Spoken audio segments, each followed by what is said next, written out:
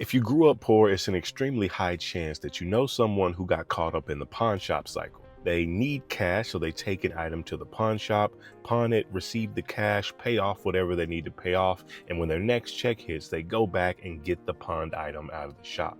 I'm sure everyone knows that pawn shops accept knickknacks like watches, other jewelry, gaming consoles, and electronics, but not a lot of people know that there are pawn shops who actually accept vehicles.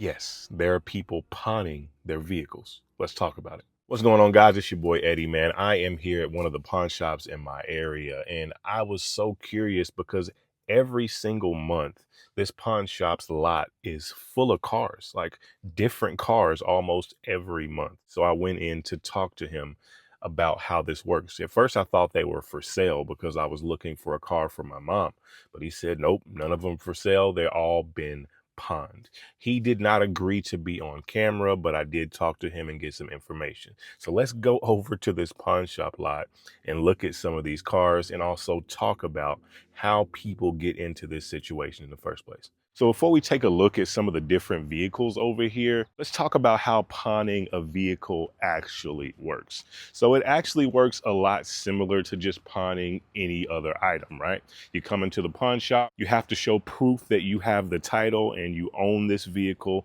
Once you do that, the appraiser at the pawn shop will appraise it just like they do anything else. And once they do that, they make you an offer. Now, I was told that the offer is typically about 25 to 30% of the car's value, which is rough, man. So basically, if you have a $4,000 car that you could sell on Marketplace, if you were to go pawn it, you could expect between $1,000 and $1,500. If you've never pawned anything, I'm sure you're hearing that and thinking like, why the heck do people do that? But a lot of people fall on hard times, and for most, this is something similar to like those payday loan places. And it just becomes an intrinsic part of their lives where they just get stuck in these cycles. And it's pretty sad. And, I know a lot of people still trapped in that cycle. I try to tell them that there's much better ways, but a little hard to tell them that when they can just walk in, pawn something, get some cash, pay their bills, and just do it all over again. It just becomes something that's a part of the norm for them. Anyways, with your car, you can pawn it just like you see these vehicles here, where you actually give over your vehicle. And just like anything else you pawn, if you don't have the money in the agreed time frame, then there's going to be interest added onto that vehicle, which can be pretty rough, anywhere upwards from 25% up to 200%, which at some point you're going to get to the point where your vehicle isn't even worth what you can get it out of the pawn shop for. And then of course you're going to leave it like somebody did this van. It's been here so long that most of the tires are going flat. But doing it that way is a lot riskier than the way that most people do it. Most people do what's called a title pawn. You pawn your title. So you're basically giving up or having a lien put on your vehicle by the pawn shop. It's basically like taking out a second mortgage, but on your car.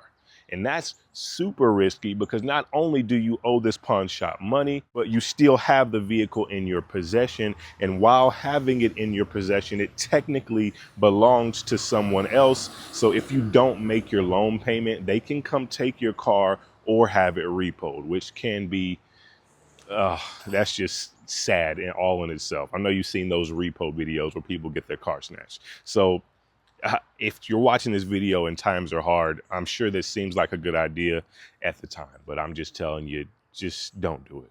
All right, you knew you were going to see at least one of these, right? Here is a Dodge Charger. I don't know what year this is. This is the early 2000s. I would assume probably like a 06, 07. I mean, for its age, relatively clean. The paint is kind of worn and torn. Definitely needs a vast cleaning. This is another pawned vehicle. I don't have access to get inside of any of them, but the interior is pretty banged up, rips in the leather, cracks in the leather.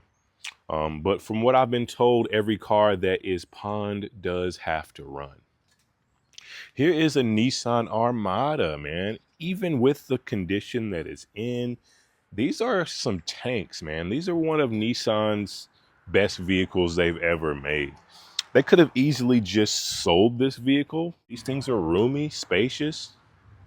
but they ended up pawning it. They could have sold it for about 4 or 5 grand, and although they may have been out of a car, they would have been in a much better position and not owed anyone any money. Because this one's actually been sitting here for quite a while. It was one I was looking at for my mom. That was like 3 months ago. Here is an old Caddy. Now, a lot of people get these old Cadillacs because they're luxurious and you can buy them for pretty cheap, but you're taking a risk with that North Star engine. I wouldn't be surprised if this thing doesn't run anymore. It's been here for quite a while. I mean, look at the tires, man. Got a lot of rust, and we're not even in an area where rust is very prevalent. This thing has got a ton of rust. I see jumper cables in the back seat, which is not a good sign. Leather is shot. Somebody definitely bought this thing for cheap and did not take care of it. Super unfortunate. Actually really cool, comfortable cars. And here's another two-door Cadillac right beside it. Pretty similar condition. You know we're gonna have a few Nissans on the lot. I don't know what this is. Is this a Versa or a Sentra? It looks like a Sentra. Definitely all girlied out in there. We got the rhinestones all in the car, on the dash. They definitely made it their own. So it's sad that they felt the need, or they were in the position where they had to pawn this thing. Got one of my favorite weird cars, the PT Cruiser. Pretty old, it's got a lot of rust on it, not in the greatest condition. I can't see them getting any more than, I don't know, 800 to 1,000 bucks for this thing.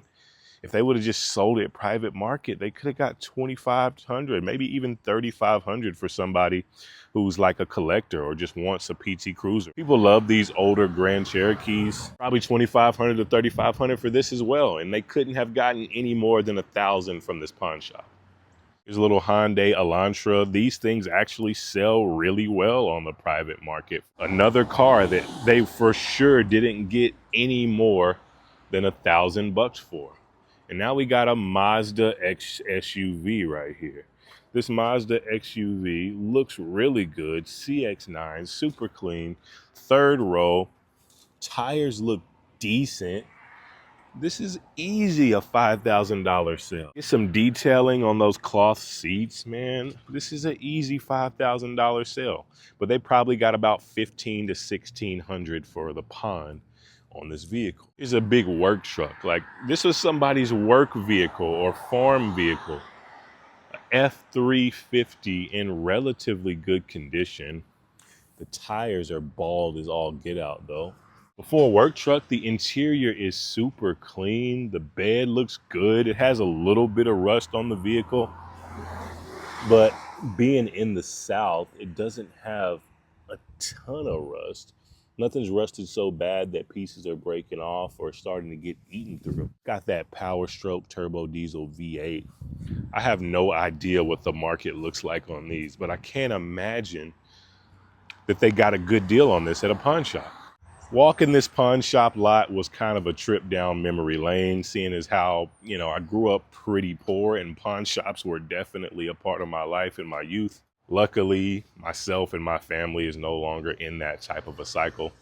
But when I say a trip down memory lane, this was not a fun or a good trip down memory lane.